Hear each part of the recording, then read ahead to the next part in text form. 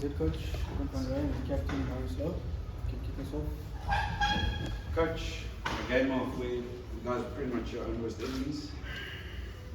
Yeah, I think early on, I think on attack too many skill and breakdown errors. We played ball to them, and then I think defensive breakdown we conceded too much early penalties, which took them 3-6-9.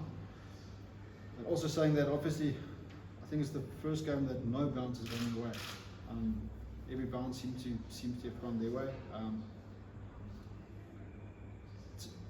You could feel from, obviously I'm not next to the field, but from upstairs you could feel them dictating the tempo of the game. Them, whether they're sitting or playing, doesn't matter. They're still dictating the game. And once they got ahead, they just managed to squeeze us. And because you don't get tempo and you don't get into the game, obviously you feel frustrated. They just squeezed us. Marius, that said, against the champion team with the margins of intact, you can't make too many mistakes. Do you feel that you almost have to do more? No, I don't think you have to do more. I think if you fall into the trap of wanting to do more, because obviously they're a champion team. Yeah, I feel like the first half, like Coach mentioned, we sort of just let them in with easy mistakes. And yeah, like Coach mentioned, they squeezed us. Like they got set piece, they disrupt our lineouts. We couldn't get front football. So yeah, don't necessarily think doing more. I think it's just doing the basics better.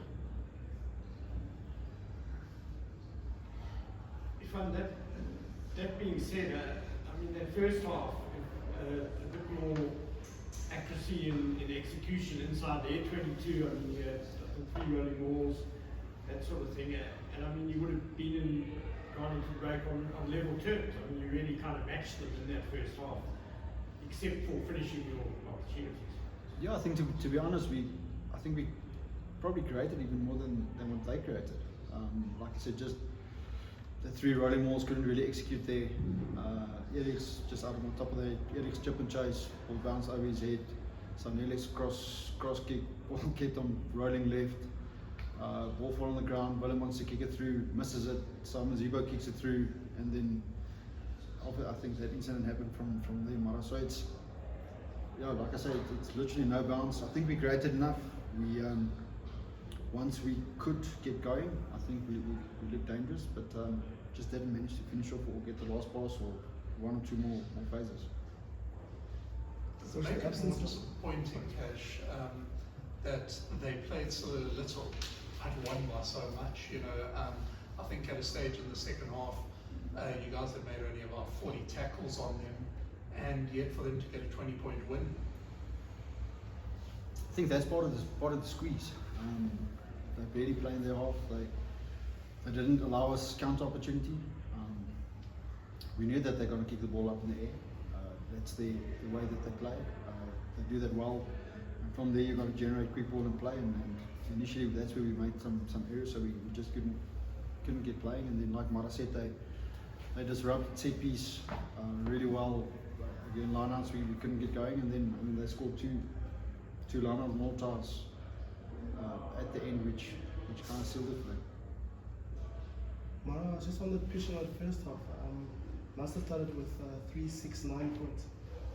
You sort of felt maybe they were playing a bit more test rugby approach. What is the thinking just around the game plan in that first quarter?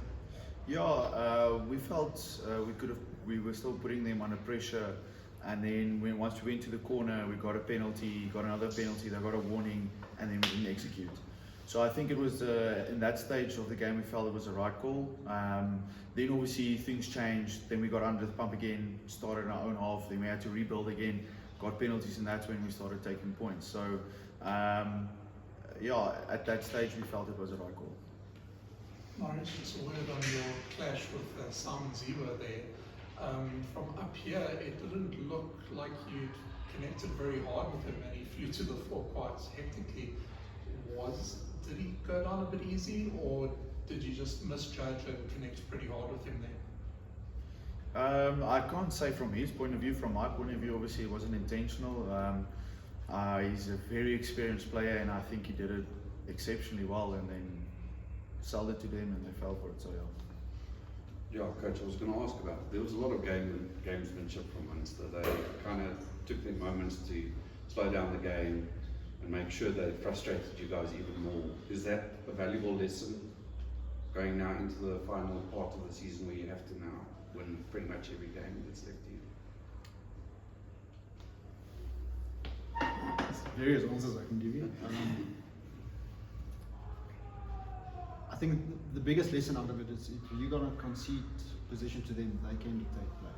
They can dictate tempo. If you don't really make a lot of errors and you have got majority of the ball, then they can't really sit, or they can't slow it down, or they can't, for every set piece, go 2 or 3 down at a stage.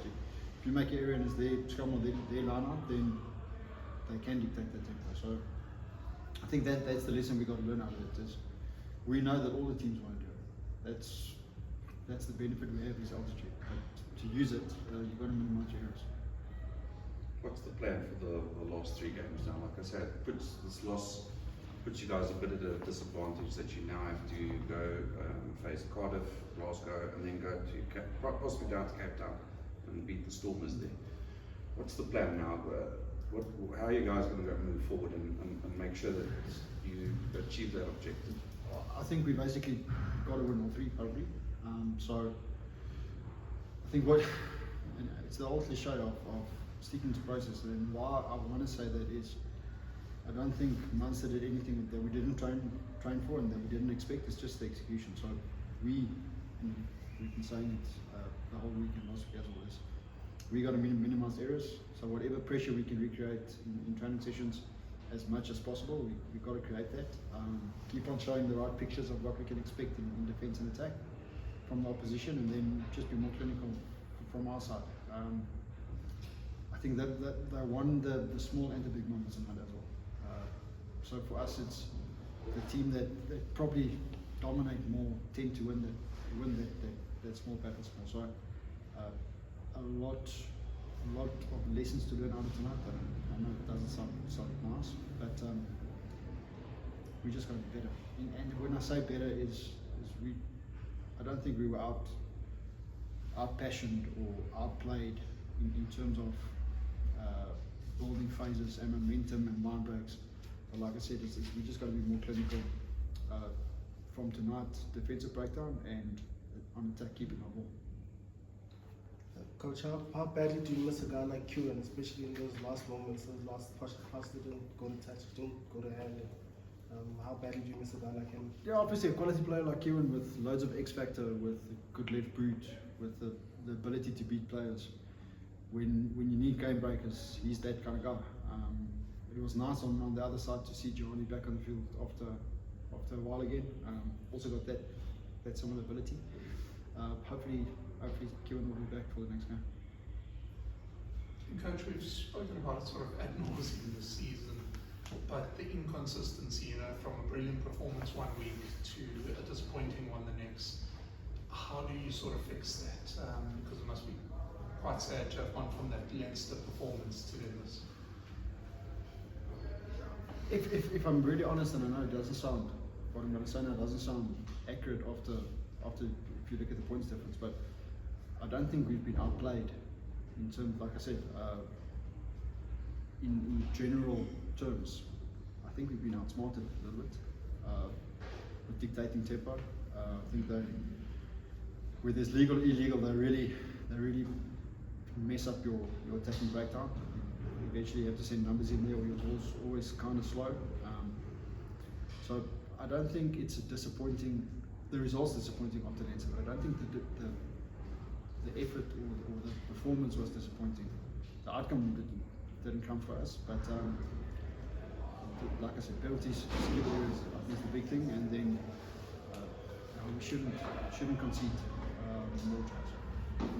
Have you figured out what the threshold might be to get you into the top 8 at the end of the league stage? I'll probably answer you a little bit more accurate after this weekend, because it's literally so close that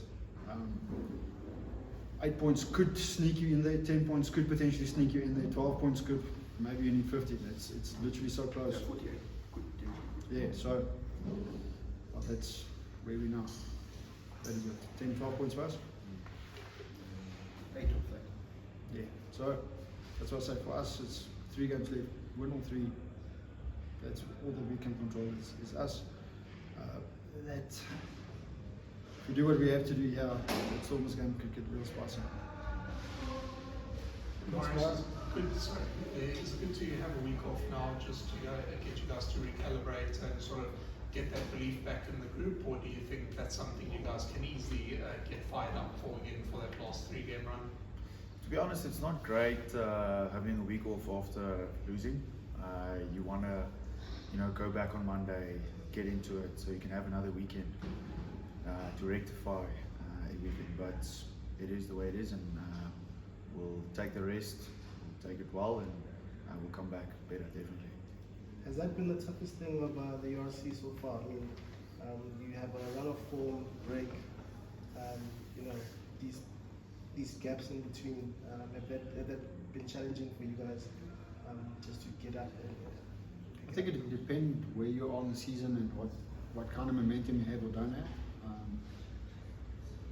It's getting to the business end of EPCR in Europe, so some teams will travel and play and some teams don't. But it's a bit of both. If you have momentum, like Mara said, or you don't have, you want to play and fix it immediately. If you have 1 or 2 niggles, a week off is always nice to get those guys back. So it depends. I think if you ask what we prefer is straight and go, but that's just the way of the competition. Cool. Happy days. One more. Thank you. Thank you very much. Thanks everyone. Enjoy your weekend.